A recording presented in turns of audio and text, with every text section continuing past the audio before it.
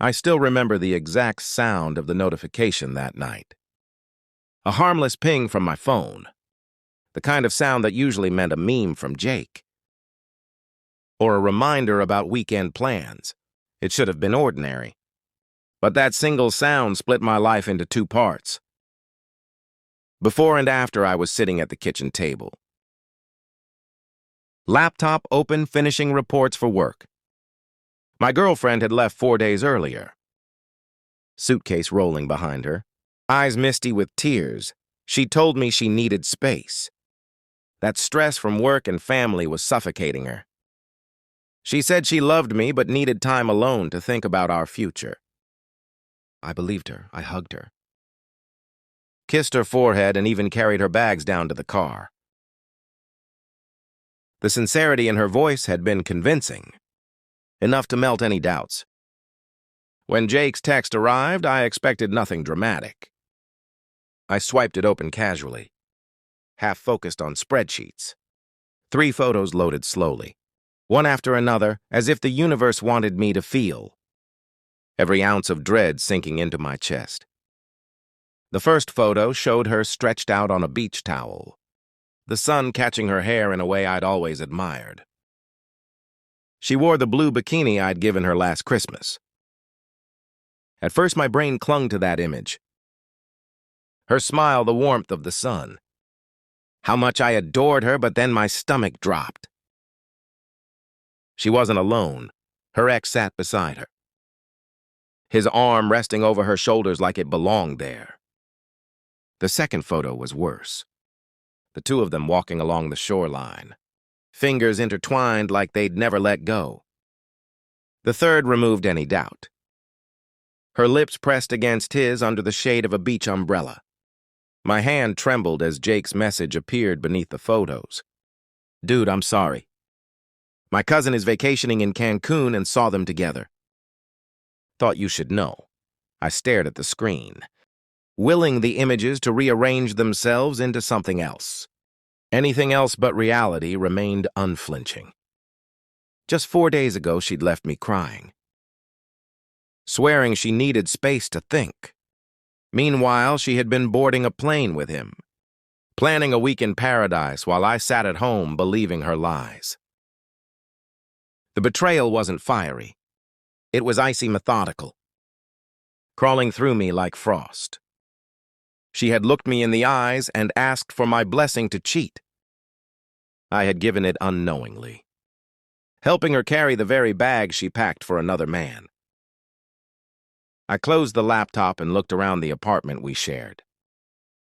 Her books on the shelves, her jacket on the chair, her mug with the chipped handle by the sink. It all mocked me, I thought. This isn't our home anymore. It never was. It was a stage for her performance that night. I sat in silence replaying her words, her tears the way she kissed me goodbye. The puzzle pieces aligned in the cruelest way. She hadn't needed space to think. She had needed space to betray boundaries and a different family. 3 months passed. The shift in my family was dramatic.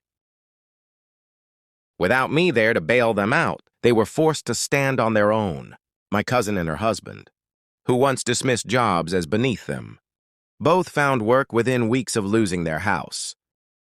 They moved into a small apartment and started budgeting carefully. For the first time, they seemed proud of making ends meet on their own. My uncle discovered his hospital had a financial aid program that covered most of his treatment. He'd never bothered to apply before, because I had always been his insurance. My aunt learned how to maintain her car and found a cheaper mechanic. Even my younger cousin, who relied on me to pay tuition, applied for scholarships and got part-time work. The family gatherings changed, too, without me footing the bill for lavish dinners. They started hosting potlucks and backyard get-togethers. Ironically, they looked happier, laughing over simple meals, free of the unspoken weight of financial obligation. 6 months after that fateful call, my grandmother reached out. This time, her voice was softer. She admitted she had noticed how everyone had grown more independent. And perhaps I'd been carrying too much for too long. She didn't apologize outright. But she invited me to dinner. Just the two of us. It was the first genuine invitation I'd received in months. A year later, my family dynamic is almost unrecognizable. My cousin and her husband purchased a modest home, one they could afford on their own. They're proud of it, and when she called to share the news, her voice carried pride instead of shame. When family members call now, it's not about money, it's about life. My business, their kids' memories. Conversations feel lighter, more authentic. The constant undertone of what can he do for us has faded. Not every relationship survived. My uncle still thinks I abandoned him. My aunt still makes comments about how success changes people. But honestly, losing those ties has been freeing. If a relationship is built only on what you provide, it's not a relationship at all. The biggest change, though, has been within me. For years, I lived under the pressure of being everyone's rescuer. I checked my phone with dread, waiting for the next crisis. Now I use my money for things that enrich my life. Travel hobbies.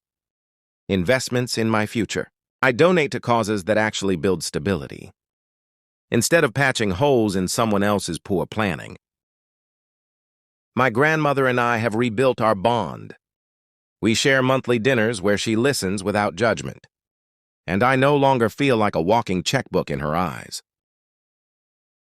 She still hasn't said sorry for that phone call, but through her actions, I know she understands. When my cousin asked recently if I regretted cutting off financial support, I told her the truth. I regretted not setting boundaries sooner because the truth is that overheard conversation was the best thing that could have happened. It stripped away the illusion and forced everyone, myself included, to see the truth. I realized that love bought with money isn't real, and they realized that standing on your own 2 feet feels better than being carried. The irony, the family that once mocked me for trying to buy love only started loving me authentically when I stopped spending a cent.